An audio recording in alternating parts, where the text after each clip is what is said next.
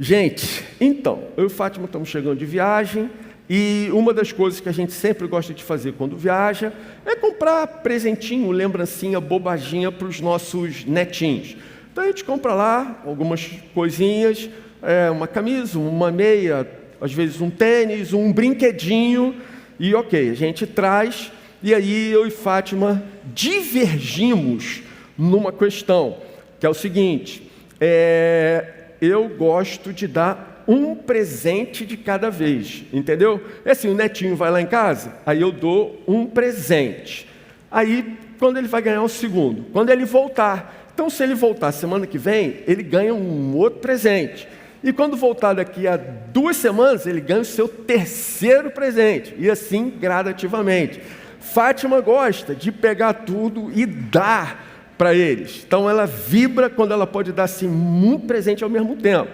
Beleza. Só que a gente tem discutido uma questão que a gente tem observado. Na verdade, a gente já observava isso nos nossos filhos e a gente observa, na verdade, no nosso próprio coração, que é o seguinte: você dá um presente para a criança, às vezes, quando é bebezinho, às vezes a criança nem gosta do presente, o que ela gosta é da embalagem. Às vezes ela gosta só do pacote que está ali. Aí ela olha o brinquedo e tal, bota de lado e fica brincando com a caixinha do brinquedo um longo tempo. Aí a criança cresce um pouco mais, aí o brinquedo chama a sua atenção, ela gosta do brinquedo, mas aquela alegria de ter ganhado o brinquedo, ela não dura muito tempo. Ela vai brincar um pouquinho, daqui, 30 minutos, 1 hora, já enjoou. E aí ela já vai partir para outra. Eu me lembro a primeira vez, gente, travou aqui o meu teclado, não sei o que. Agora que eu fui ver o que aconteceu, meu Deus, me desculpe aqui, interromper aqui só um instante. Ok, acho que agora se liberou, desculpe. Eu gosto muito de tecnologia. E, olha, vou dizer seguramente há mais de 10 anos atrás, mais de 10 anos, talvez até 15 anos, eu não sei quando foi lançado o primeiro iPad aqui no Brasil. O iPad é esse aparelhinho aqui. Quando foi lançado o primeiro deles no Brasil, um amigo meu que sabia que eu gostava de tecnologia, nunca mais vou esquecer esse dia, gente. Foi assim muito impressionante para mim, porque ele me viu num restaurante e ele estava com o iPad nas mãos. E ele chegou para mim e falou assim: Henrique, você já viu um iPad? Eu falei assim: iPad não, como é que é isso? Aí quando ele pegou o iPad dele e virou assim de lado, e o negócio virou, e ele virou de novo, o troço virou outra vez, eu falei: uau! Não consigo mais viver sem um negócio desse. Eu nem sei para que isso vai servir, mas eu sei que eu já me identifiquei. Eu quero um negócio, não sei como é que eu vou conseguir, mas eu preciso, não vivo mais sem um negócio desse. E aí, essa impressão, lógico, depois de todo esse tempo, já arrefeceu no meu coração. Hoje estou com o iPad aqui, qual a emoção que ele traz para o meu coração? Mas zero. É a mesma emoção que se eu tivesse um caderno, uma caneta e tivesse anotado meus sermões. Eu, inclusive, os anotava, depois de eu ter uma estante completa, chapada de sermão escrito, eu falei: vai ser muito mais econômico e efetivo se eu guardar os meus sermões nesse espaço virtual. Comecei a guardar no espaço virtual, ao invés de escrever o sermão e depois imprimir ou algo assim, passei a fazer aqui e os leio aqui. Acredito que com esse trabalho todo eu devo ter salvado aí um galho de uma árvore, alguma coisa assim. Mas enfim, eu descobri que esse processo é conhecido e tem até um nome, se chama adaptação hedônica. Hedônica é a palavra que tem a mesma raiz de hedonismo. Adaptação hedônica, ou uma expressão que eu acho que é mais fácil da gente guardar e lembrar, simplesmente uma acomodação emocional. Acomodação emocional. Então, essa expressão significa que a alegria por uma novidade passa, mesmo com você mantendo aquilo que você ganhou. aquilo que te deu alegria. Acomodação emocional, adaptação hedônica, é o que acontece quando a gente se acostuma com algo que no começo nos fazia felizes, nos dava alegria. Depois de um tempo, aquela felicidade diminui ou até desaparece, mesmo que você continue com o presente, mesmo que você continue com a conquista. Aquilo acaba mudando, a maneira como você sente, como você se relaciona, acaba se transformando. Quando uma pessoa recebe algo novo, um presente, uma nota boa na prova, uma promoção no trabalho, um carro novo, começa a namorar, vence uma prova esportiva ou algo assim, ela sente uma grande alegria. Essa felicidade, no entanto, ela tem a tendência de não durar muito. Com o tempo, a pessoa se acostuma com aquilo. Ela se acostuma com a posição conquistada, ela se acostuma com o bem adquirido, ela se acostuma com o presente que ganhou, e a vida volta, digamos, ao nível da vida normal que ela tinha antes, mesmo continuando nessa nova posição ou com esse novo bem. A verdade é que a novidade perde o brilho. O problema é quando nós permitimos que esse processo aconteça nos nossos relacionamentos e deixamos o nosso amor pelos nossos queridos, pelos nossos amigos, se desvanecer, empalidecer, perder o encanto. E é ainda pior quando isso acontece no nosso relacionamento com Jesus. E dito isso, nós chegamos ao texto que eu quero ler com vocês nesse momento. Eu quero ler com vocês Lucas, capítulo 8, a partir do versículo 40. Se você tiver sua Bíblia aí, abra, por favor, Lucas, capítulo 8, versículo 40. E o texto diz assim: quando Jesus voltou, a multidão o recebeu com alegria, porque todos o estavam esperando. Eis que veio um homem chamado Jairo, que era chefe da sinagoga, e prostrando seus pés de Jesus, suplicou-lhe que fosse até a sua casa, pois tinha uma filha única, de uns 12 anos, que estava morrendo. Enquanto Jesus caminhava, as multidões o apertavam. Certa mulher, que havia 12 anos vinha sofrendo de uma hemorragia e havia gastado todos os seus bens com os seus médicos, sem que ninguém a pudesse curar, veio por trás de Jesus e tocou na borda da capa dele. E logo a hemorragia dela estancou. Mas Jesus perguntou: quem me tocou? Como todos negassem, Pedro disse: mestre, é a multidão que o rodeia e aperta. Mas Jesus insistiu: alguém me tocou, porque senti que de mim saiu o poder. A mulher, vendo que não podia passar despercebida, aproximou-se trêmula e, prostrando-se diante de Jesus, declarou à vista de todo o povo o motivo por que havia tocado nele, como imediatamente tinha sido curada. Então Jesus lhe disse: filha, a sua fé salvou você, vá em paz. Amém. Olha, muita gente, uma multidão, se esbarra, aperta e comprime Jesus. Mas uma mulher aproxima-se dele em profunda angústia.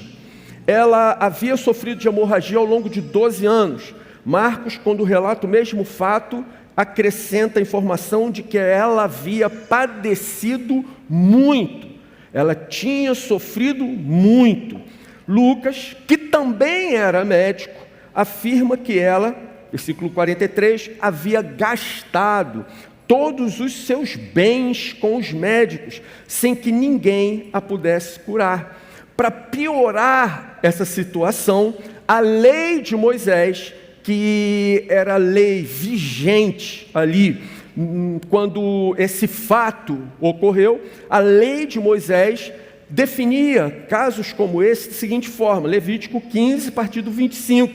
Enquanto a mulher tivesse hemorragia, ela seria considerada espiritualmente impura. Onde quer que ela tocasse, ou em quem ela se encostasse, também ficaria espiritualmente impuro. Portanto, aquela enfermidade não apenas a debilitava fisicamente, mas destruía a sua vida social, familiar e espiritual. Certamente, essa foi a principal causa do seu constrangimento. Ela sabia que ou aquele homem era de fato o Messias, o Filho de Deus, e a curaria, ou ela o contaminaria e o tornaria impuro e inaceitável diante de Deus. Como ela conhecia a lei de Moisés e sabia que tocar no corpo de Jesus, no corpo, era arriscado, então ela pensou, diante da minha impureza, se eu simplesmente tocar na borda das suas vestes, quem sabe, vou tocar nas suas vestes e ele nem vai notar. E assim ela se aproxima, toca. O seu único erro foi achar que Jesus não perceberia aquele toque. Mas como ele deixaria de percebê-lo? Como o Messias deixaria aquele toque passar despercebido, se era exatamente aquilo que ele buscava desde a criação? O Senhor, ele diz, vem a hora, e já chegou, em que os verdadeiros adoradores adorarão o Pai em espírito e em verdade. São esses que o Pai procura para seus adoradores. Então, em meio a encontrões, esbarrões e apertos, Jesus não apenas identifica um toque diferente, mas ele elogia, anima e cura aquela mulher.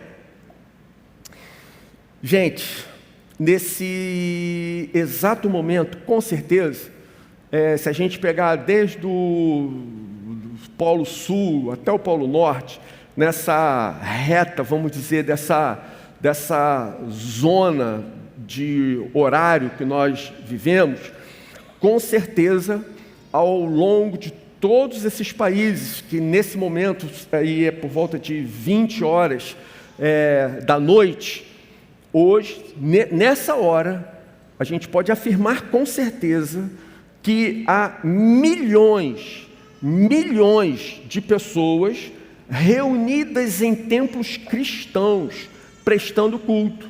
Nesse exato momento, milhões de pessoas ao redor do globo, ou pelo menos nessa linha da hora que nós estamos, por volta de 20 horas da noite, uma multidão está reunida para prestar culto em templos cristãos.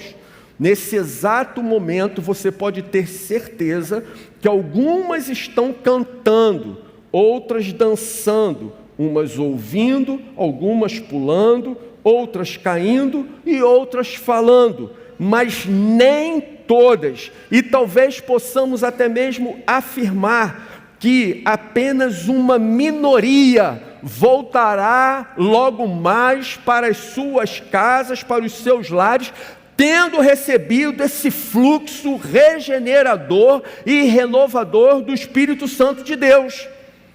Nós podemos afirmar que nesse momento, nos templos, uma multidão eu também acho triste demais. Isso é muito triste. Tem uma multidão que está se esbarrando com Jesus nesse momento. Mas nós podemos fazer exatamente essa afirmação. Nos templos, uma multidão, agora, nesse exato instante, está se esbarrando e comprimindo Jesus. Alguns foram aos cultos apenas por hábito, outros porque se sentem culpados se não forem. Uns simplesmente são atraídos pela curiosidade, Alguns vão motivados pelos mais diversos interesses. Alguns vão apenas por falta de opção. No entanto, gente, nessa mesma noite, exatamente como aquela mulher, alguns vão abrir seus corações, vão entrar no Santo dos Santos, pela fé vão tocar no Rei dos Reis, no Senhor dos Senhores, e serão curados, vão ser renovados em Cristo, serão feitos novas criaturas, e jamais voltarão a ser os mesmos.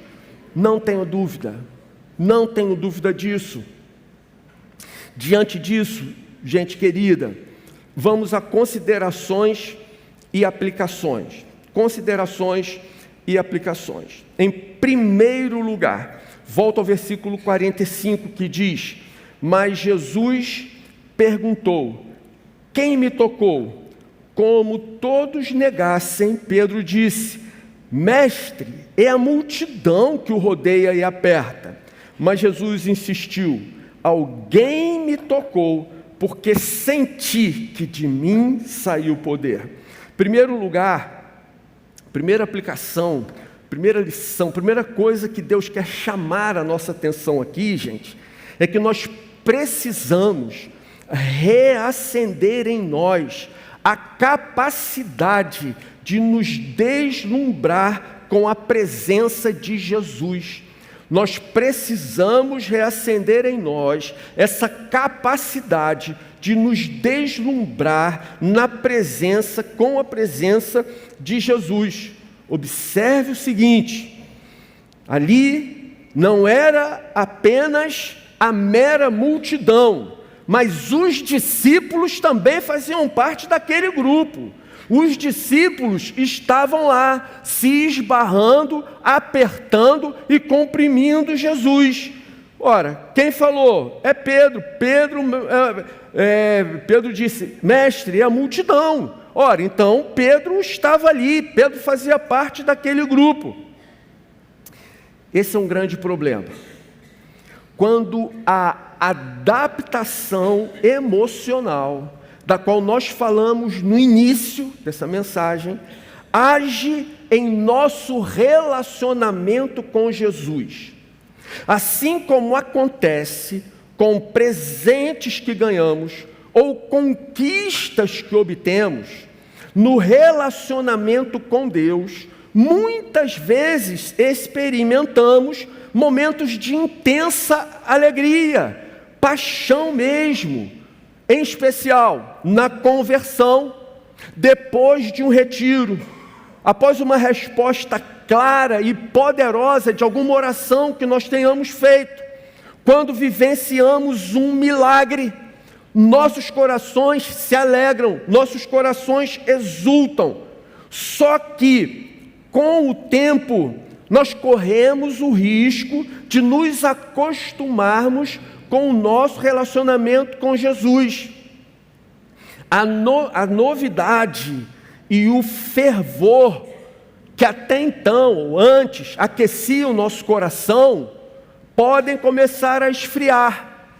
Não porque Jesus tenha mudado, não foi Jesus que mudou, mas porque nosso coração se adaptou emocionalmente ao convívio com Jesus.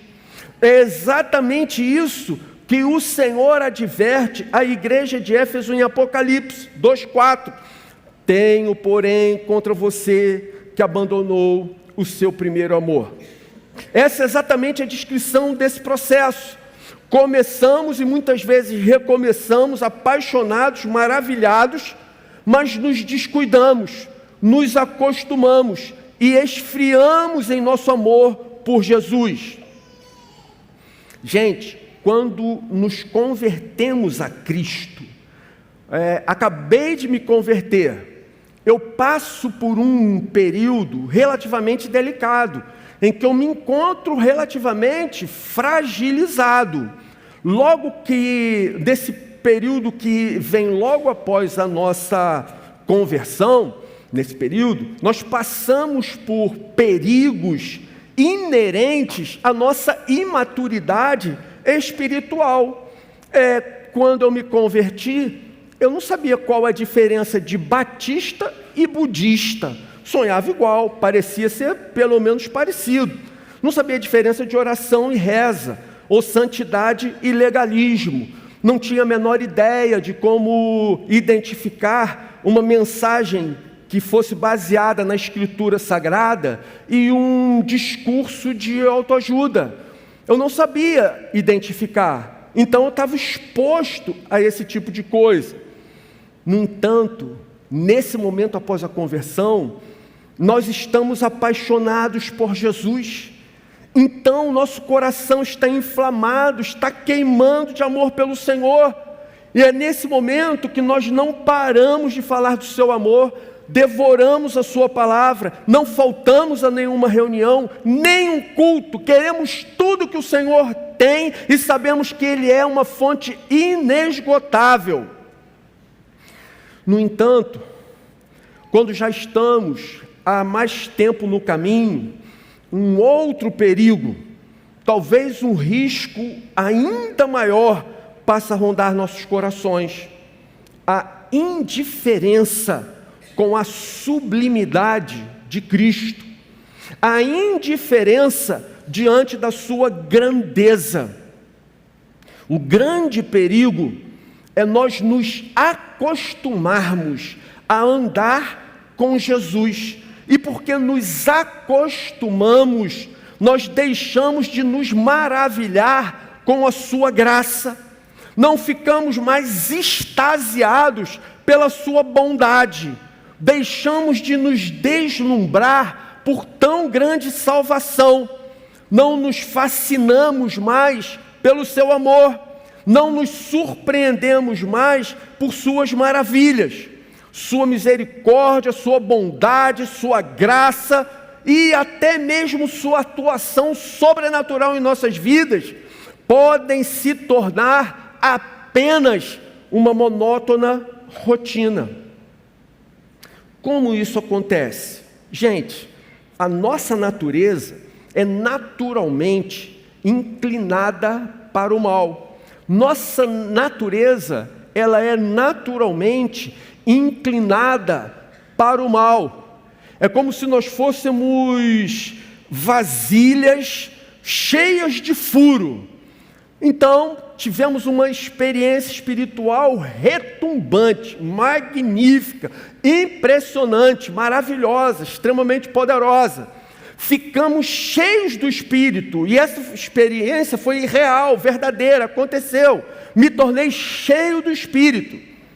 No entanto, porque a minha natureza é inclinada para o mal e funciona como se eu fosse uma vasilha cheia de furo, esse Espírito, ele vai drenando naturalmente. Esse Espírito vai se esvaindo de uma maneira natural. Sabe o que isso significa? Se nós não cultivarmos o amor por Cristo de forma ativa, ele vai se esfriar naturalmente. Esse esfriamento, ele é o processo mais natural que existe. Isso é o normal, isso vai acontecer.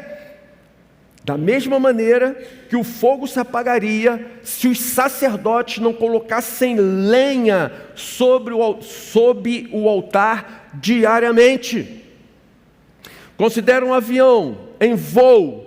O avião decolou, está acima das nuvens, acima das tempestades, passou de todas as zonas de turbulência. Aquele voo maravilhoso, extremamente tranquilo. As turbinas estão ligadas. O combustível está sendo queimado, o avião está nas alturas. O que vai fazer com que o avião permaneça lá? É a queima do combustível. A injeção do combustível não pode ser interrompida. Se você cortar o combustível, o que vai acontecer naturalmente é que o avião vai cair, ele vai despencar. É o natural, é o normal, é isso que ocorre. Com Cristo, não basta que você tenha uma experiência e vai ser suficiente. Com Cristo não basta que você seja cheio do Espírito uma vez na sua vida. porque o natural é o esvaziamento, o natural é o esfriamento. Essa é a verdade. Se não buscarmos comunhão constante com o Senhor pela palavra e pela oração, a fé vai virar uma rotina monótona, uma religião vazia. Às vezes, coisas que em si não são pecado, como o trabalho, o lazer, vão ocupando o lugar que é de Cristo. E Cristo vai sendo empurrado para o lado, e quando você vê, quem está no trono? Cristo já debandou, não está mais ali. Ele foi empurrado da sua vida para fora. Em outros casos, alguns consideram que o que já conhecem de Deus é suficiente. O que eu aprendi é o bastante, não preciso de mais nada. E por isso, para de crescer. E no momento que para de crescer, tem início o processo de decomposição, tem início o processo de queda, de esvaziamento. E ainda, alguns pecados sutis podem ir roubando a sensibilidade espiritual. Os pecados sutis, eles têm o poder de minar o temor a Deus. Gradativamente, dia a dia, vamos perdendo o temor a Deus, se não formos cuidadosos, e à medida que perdemos o temor a Deus, vamos nos tornando pessoas nécias, pessoas tolas, porque o temor ao Senhor é o princípio da sabedoria. Os pequenos pecados, eles são capazes de abalar profundamente a nossa vida. Então, gente, nós precisamos voltar a nos preocuparmos com os perdidos. Nós precisamos voltar a orar com fervor, com dedicação. Nós precisamos voltar a nos compadecer dos pobres. Nós precisamos voltar a nos impressionar com as Escrituras Sagradas, a lê-la não de forma sonolenta, mas ler a Escritura de maneira alegre, viva, descobrindo na Bíblia a luz que vai efetivamente iluminar o caminho das nossas vidas. Gente, precisamos nos lembrar de onde paramos e voltarmos à prática das primeiras obras. Nós precisamos sair desse grupo que apenas se esbarra e comprime a Jesus, dia a dia, semana após semana, entra mês, sai mês, e nada muda. Precisamos sair do grupo que se esbarra e comprime Jesus, e nos colocarmos ao lado daqueles que o tocam com seus corações inflamados e cheios de esperança. A Bíblia ensina alguns princípios para reacendermos continuamente nossa paixão por Cristo. Primeiro, lembre-se quem Cristo é e o que Ele fez. Lembre-se quem Cristo é e o que Ele fez. Há uma ordem clara na Bíblia a esse respeito. Ela se dá através da Santa Ceia. Vejam, o pão, esse é o meu corpo, que eu entrego para ser partido por amor a vocês. Esse é o meu cálice, o meu sangue, que eu derramo para o perdão do pecado de vocês. Façam isso todas as vezes, para que vocês se lembrem de mim. Então há uma ordem, não esqueça o que Jesus fez por você. Não esqueça quem Jesus é. Não esqueça o que Ele tem feito por você. Segundo ponto, não viva mais de memórias passadas. Não fique relembrando com saudosismo no sentido ruim. No passado é que a gente orava com fervor. No passado é que a gente buscava santidade de verdade. No passado é que a igreja tinha um louvor que incendiava todo mundo. No passado é que a gente pregava o evangelho com ardor e com o coração inflamado. Passado é que era bom. Passado é que valeu a pena. Meus irmãos, isso é uma tolice imensa. Deus não deixou de ser Deus. O Senhor, o nosso Deus, Ele é o mesmo Deus hoje que foi ontem. Ele será para todo sempre.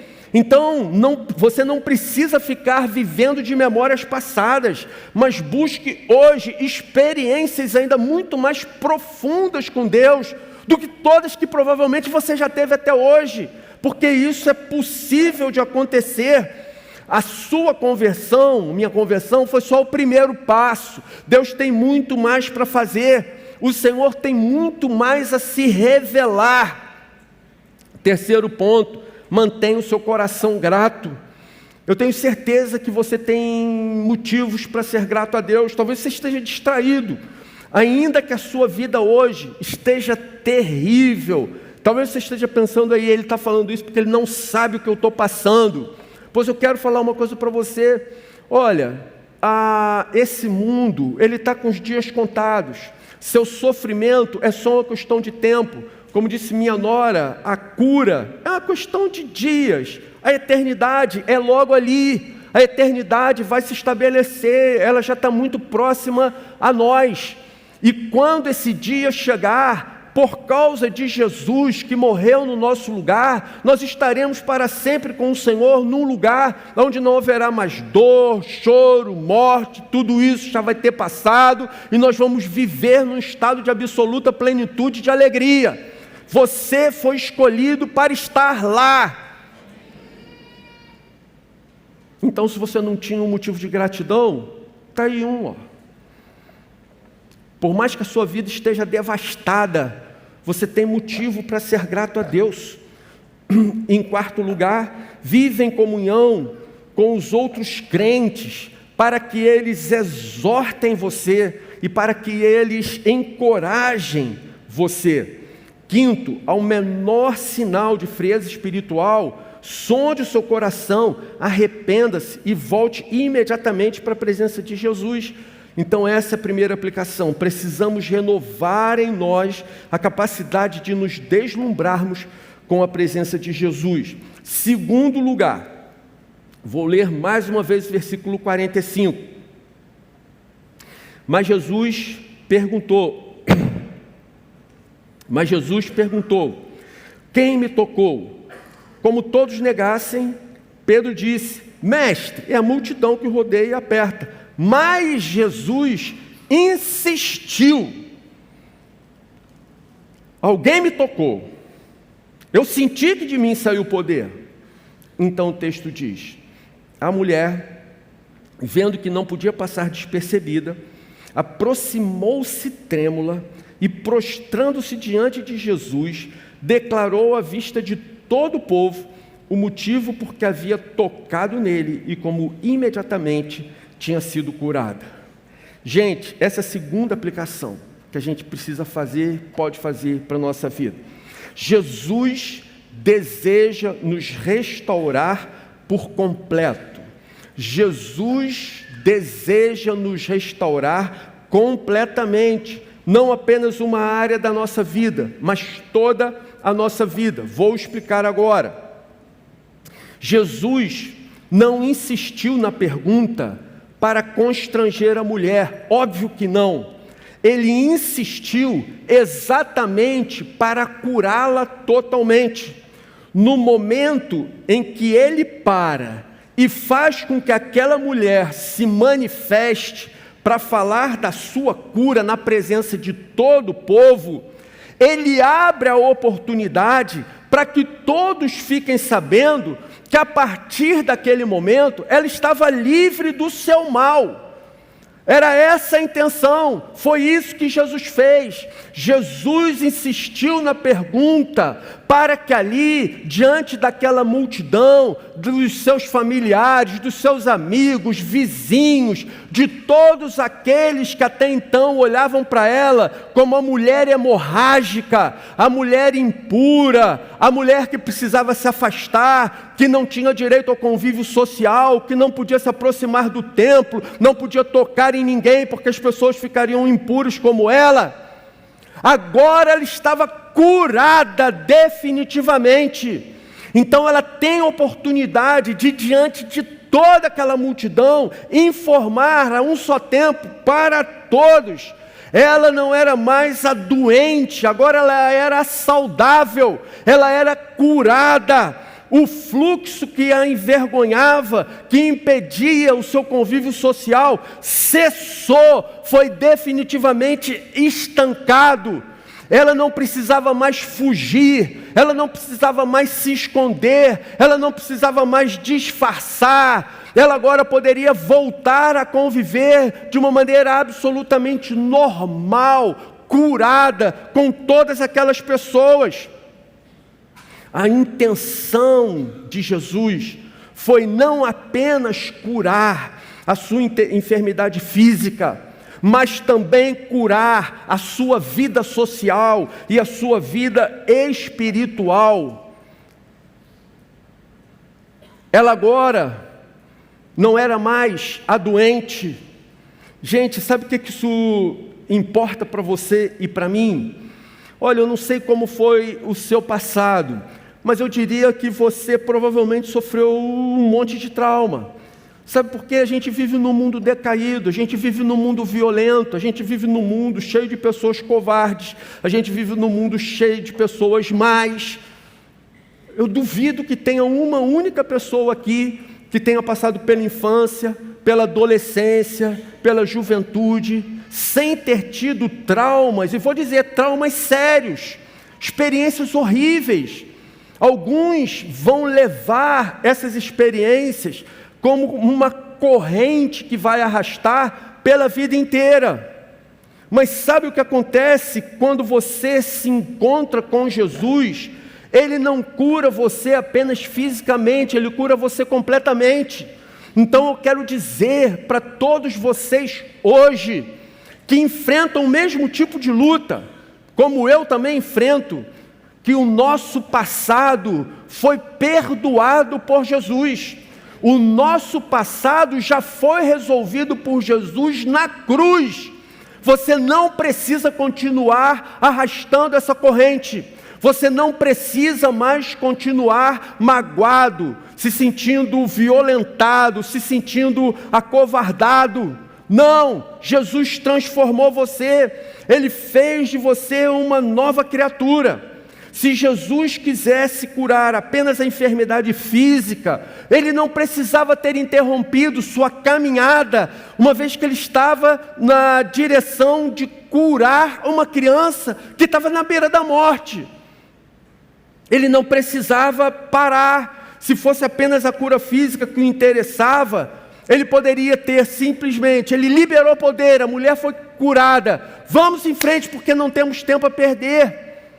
Mas Ele quis dar tempo para que a mulher dissesse que ali a sua vida foi transformada. Ela nunca mais seria a mesma. Aquilo que até então era motivo de vergonha, agora é fonte de alegria e é motivo de testemunho do poder de Deus. Como Paulo diz, se alguém está em Cristo, é nova criatura. As coisas antigas passaram, eis que se fizeram novas. Se alguém está em Cristo, é uma nova criatura. As coisas do passado, elas já ficaram para trás. Se alguém está em Cristo hoje, é uma nova criatura. Você não precisa ficar se martirizando por causa desses traumas. Perdoe repetir. Todos nós temos os nossos próprios, cada um tem a sua própria história. Duvido que alguém tenha chegado à idade que chegou, que está sentado aqui, sem ter passado por algum tipo de trauma que marcou a sua vida. Mas eu quero dizer para vocês que isso não é para você carregar a sua vida toda, que em Cristo a sua vida recomeça. Em Cristo essa vida vai ficar esquecida no passado. Aos olhos de Jesus isso não vale mais. Se o seu passado interessaria a alguém, seria Jesus para te julgar. Se o seu passado fosse interessar a alguém, seria a Deus para cobrar a você daquilo que você fez. Mas o que a Bíblia nos ensina é que Deus nos conheceu antes da fundação do mundo e ainda assim Ele nos amou. Deus nos fez no ventre das nossas mães, mas antes que nós viéssemos a ter o nosso primeiro dia de vida, Ele já havia estabelecido toda a nossa existência. A Bíblia diz que Ele contou todos os nossos passos antes que o primeiro deles viesse a existir. Sabe o que isso significa? Que Deus nos conhece desde o momento em que nós fomos gerados na barriga da nossa mãezinha. E ainda assim Ele não nos desprezou, Ele continuou nos amando. Ele nos chamou a si mesmo e transformou a nossa vida. Por isso, o nosso passado não deve mais atormentar a nossa vida. Quando Jesus entregou sua vida na cruz, Ele resolveu essa questão. Ele nos perdoou dos nossos pecados. Ele não lembra mais de que pecado vocês estão falando mesmo. Ele nos garante o presente. Ele nos assegura que vai guardar a nossa alma até o último dia em que nós vamos nos encontrar, então estaremos definitivamente com o Senhor. Dito isso, gente, eu queria concluir falando que nós podemos saber muito sobre Deus. Nós discutimos sobre Deus, sobre Jesus, nos fins de semana de treinamento. Nós lemos sobre Jesus na Bíblia. Nós lemos a respeito de Deus, a respeito de Jesus, do Espírito Santo, em vários livros. Vimos tudo que Ele fez no passado, algumas coisas que Ele faz no presente. Aprendemos sobre o seu caráter, seus atributos. E nós podemos saber todas essas coisas sem chegarmos a ter contato de fato com Ele. Nós podemos conhecer tudo a respeito de Deus sem o experimentarmos no nosso dia a dia.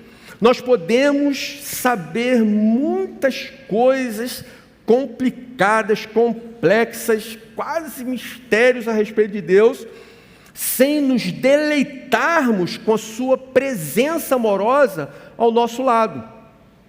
Por exemplo, eu conheço Jonathan Edwards, conheço alguns dos seus sermões mais impactantes, li quase todos os seus livros, sei a respeito da família de Jonathan Edwards, sei a respeito do seu genro, eu conheço bastante coisa do Jonathan Edwards, mas eu nunca estive com ele nunca foi meu amigo, nem tinha condição de ser. Então, da mesma forma, eu posso saber muita coisa a respeito de Deus sem nunca ter me relacionado com Ele, sem nunca ter convivido com Ele, sem nunca ter experimentado a sua presença próxima a mim. Muitas vezes, nós ficamos satisfeitos apenas em saber que nós escapamos da perdição eterna. Eu estou salvo, isso me basta. Mas o que Deus quer é nos dar a plenitude do Espírito Santo.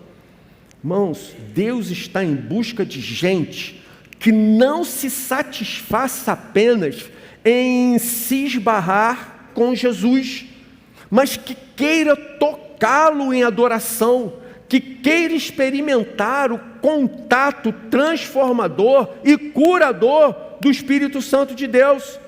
Deus está em busca de gente que não se satisfaça com uma vida religiosa, de cerimônias e hábitos vazios, mas gente que queira ser de fato amiga, íntima de Deus, gente faminta por Deus, gente que se apaixone novamente, gente sedenta no espírito do Salmo 42.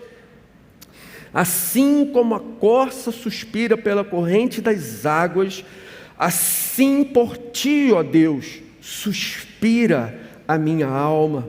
A minha alma tem sede de Deus, a minha alma tem sede do Deus vivo. Jeremias diz: vocês me buscarão e me acharão quando me buscarem de todo o coração. Eu me deixarei ser encontrado por vocês declara o Senhor. Você pode dizer amém?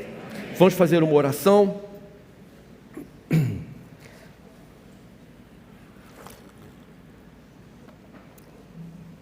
Senhor querido, não temos palavras para te agradecer por esse relato tremendo das Escrituras Sagradas, Senhor. Obrigado por ele nos alertar que podemos passar a vida nos esbarrando em Jesus sem que nada mude nas nossas vidas. Por outro lado, se apenas tocarmos o Senhor como aquela mulher o fez, nossas vidas podem ser mudadas definitivamente. Então, Senhor, tira o nosso coração de pedra, coloca em nós corações de carne, livra-nos de sermos religiosos como os fariseus, os mestres da lei, alguns sacerdotes do passado, mas faz de cada um de nós amigos íntimos do Deus Todo-Poderoso. Alinha nossos pensamentos com seus pensamentos, Senhor. Alinha os nossos sentimentos com os seus. Transforma os nossos valores, cura as nossas almas. Livra-nos, Deus, dos traumas do passado. Cura nossos relacionamentos. Transforma a maneira como amamos aqueles que convivem com a gente. Faz de nós, Senhor, instrumentos de glória ao Teu santo nome. Faz de cada um de nós adoradores verdadeiros, que adorem o Senhor em espírito e em verdade. Nós pedimos assim, Senhor, e agradecemos todo o nosso coração em nome de Jesus. Amém. Amém.